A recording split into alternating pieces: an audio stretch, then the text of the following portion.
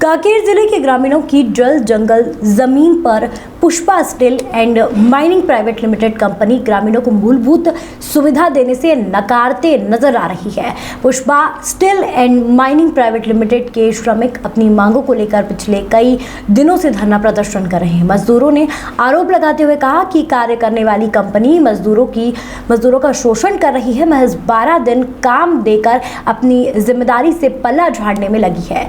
Company से प्रभावित 5 गांव के लगभग 500 ग्रामीण लगातार भीषण गर्मी में धरना प्रदर्शन कर रहे हैं। मजदूरों ने कहा, लेबर कानून व्यवस्था और सेफ्टी उपकरण का तो नामो निशान नहीं है, बल्कि माइनिंग नियमों के भी धज्जियां उड़ाई जा रही है। भेजर है, बोदेली है, तुमरीसूर है, एड़गुड़ चेमल। और कुल कितने लेबर वहाँ लगे हुए हैं? अभी रिसेंटली 305 लेबर हैं। अभी फिलहाल 305 तो टोटल। सारे लोग विरोध कर रहे हैं या कुछ लोग नहीं, उसमें से बहुतायत लोग विरोध कर रहे हैं। 240 लोग बस बात काम कर रहे हैं, बाकी पूरे बहुतायत लोग वहाँ पे। तो 40 कितने लोग हैं? 305 लोग हैं टोटल लेबर। और वहाँ पे जो समिति का जो निर्माण किया गया है वो प्रबंधन के द्वारा ही निर्माण किया गया है, क्योंकि किसी भी आप समिति की जब आप हमारे पास एक करारनामा बनाया गया है, जबकि बताइए इस देश के अंदर 1947 में स्थायी कानून बना दिया गया है, उसके ऊपर अस्थायी कानून बनाने का अधिकार किसी कलेक्टर को नहीं है। श्रम कानूनों को देखने के लिए बाकायदा इस राज्य के अंदर श्रम को लेबर कोड बना हुआ है रायपुर में, जिसके संरक्षण उनके जो संरक्षण चलते हैं, उनके डीएलसी है, आरएलसी है, एएलसी है। असिस्टेंट लेबर कमिश्नर होता है, रीजनल लेबर कमिश्नर हो सकता है, प्रथम अपील के लिए डिप्टी चीफ लेबर कमिश्नर होता है। उनके पास ये कैसे देखी जाती है? इवन द कलेक्टर साहब भी नहीं देख सकते इसको। स्पेशली कोर्ट वहाँ पे बना हुआ उनके लिए ऑफिस। तो आप लोगों ने लेबर कोड में? हाँ सर, ये बिल्कुल चल रहा है, हमारा हेयरिंग भी चल रहा है वहाँ पे। अभी 8 तारीख को है ऐसा। लेकिन यहाँ पे टेम्पररी वर्क जो एक्चुअल में जो टेम्पररी लॉ जो बना करके काम किया जा रहा है, ये बड़े खतरनाक चीज़ है। आपका अधिकारों का हनन हो रहा है। हाँ, खुले आम उल्लंघन। तो लेबर कोड में आपने कब अप्लाई किया? अभी तो वहाँ पे प्रोसीडिंग चालू है। अभी प्रोसीडिंग चालू है हम लोग का। और इसमें क्या प्रबंधन कोऑपरेट भी नहीं करता। अच्छा, प्रोडक्शन इनका कितना हो रहा है? मिनिमम ईयरली इनका जो दिया गया खनिज शाखा के हिसाब से 4 लाख मीट्रिक टन होना चाहिए। और हो कितना रहा है वो अपने का आइडिया नहीं है, वो उनके रिकॉर्ड पता चलेगा। आप सपोजली अगर आप देखेंगे कहीं भी किसी माइनिंग के तहत प्रोडक्शन जब चालू होता है, चाहे 5 गाड़ी ले चाहे 4 गाड़ी, उनकी जस्ट साइड में ही अभी रिसेंटली चालू हुआ है मोनेट कंपनी। मोनेट कंपनी में मिनिमम लोग भी हैं वहाँ पे 160 से 65 लोग हैं, फिर भी उनको 26 दिन का मिनिमम रोजी दिया जाए। मिनिमम वेज जो बोलते हैं, केंद्र सरकार और राज्य सरकार के द्वारा डिसाइडेड जो होता है रेट पर डे का, वो मिनिमम वेज भी उनको दिया जाए, पूरी फैसिलिटी दी जा रही है। लेकिन ये ऐसा माइंस है जो 6 साल से उनको कुछ भी नहीं दिया जा रहा था, जबकि उनके खिलाफ तो ऐसा एलिगेशन नहीं लगा है, उसके बावजूद भी उन लोग दे रहे हैं। क्योंकि बाकायदा जब माइन चालू करेंगे तो उसमें एक अनुबंध के तहत लिखा जाता है, क्योंकि आप पे वहाँ जब ठेकेदारी लेंगे तो आपका एएलसी साहब जब ठेके का लाइसेंस जब प्रोवाइड करते हैं उनको, ठेकेदार किसी ठेकेदार, उसे बाकायदा लिखा जाता है कि आप श्रम कानून को सशर्त वहाँ पे पालन करेंगे, तभी वहाँ पे आपको माइंस का ठेकेदारी मिलेगा या लाइसेंस मिलेगा, अदरवाइज नहीं मिलता।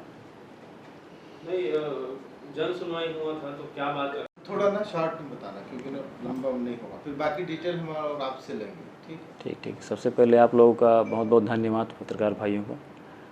आज हम लोग यहाँ जो बैठे हैं कि चेमल माइन जो है आपका पुष्पा स्टील के अंदर एक लगातार 22 तारीख से आपका स्ट्राइक चल रही है। 7 तारीख से आपका मिनिमम वेजेस के ऊपर और बहुत सारे श्रम कानूनों के ऊपर वो लगातार जो आपका पुष्पा स्टील है 6 से 7 साल लगभग हो गया है, वहाँ पे मिनिमम वजह से श्रम कानून का खुलेआम उल्लंघन किया जा रहा है। इस विषय में हम लोग निरंतर 2021 से प्रशासनिक अधिकारियों को अवगत कराने के बावजूद भी वहाँ पे माइंस प्रबंधन जो है खुलेआम वहाँ पे लोगों का, स्थानीय लोगों का, ट्राइबलों का खुलेआम और गुंडागर्दी के तहत वहाँ पर के शोषण किया जा रहा है।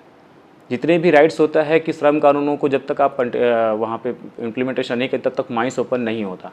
लेकिन हम इस चीज़ों के बारे में 2021 से प्रशासनिक अधिकारियों को सूचनात करने के बावजूद भी उनके ऊपर कोई कार्रवाई नहीं की गई।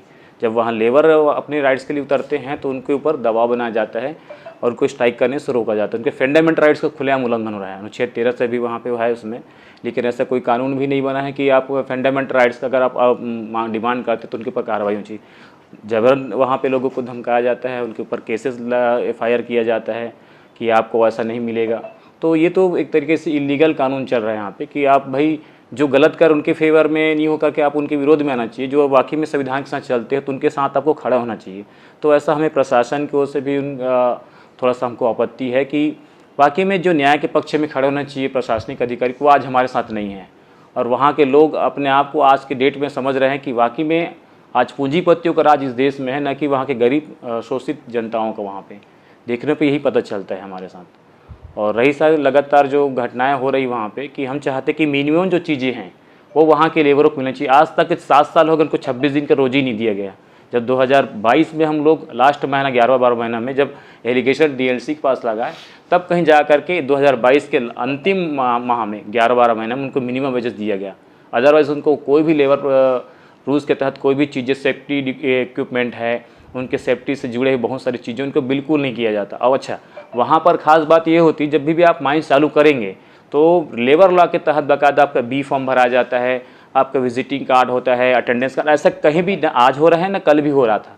इस विषय के बारे में हम लोग पूर्व में अभी 22 तारीख को हम लोग ने संज्ञान लेकर के वहाँ पे जीएम के साथ उनके बैठक हुआ और एसडीएम महोदय थे, एसपी महोदय थी, एसडीओपी महोदय थे, ऐसे बहुत सारे प्रशासनिक अधिकारियों का आपका वहाँ के संबंधित थाने में बैठक हुआ और कहा गया। बिप्लब कुंडू की रिपोर्ट।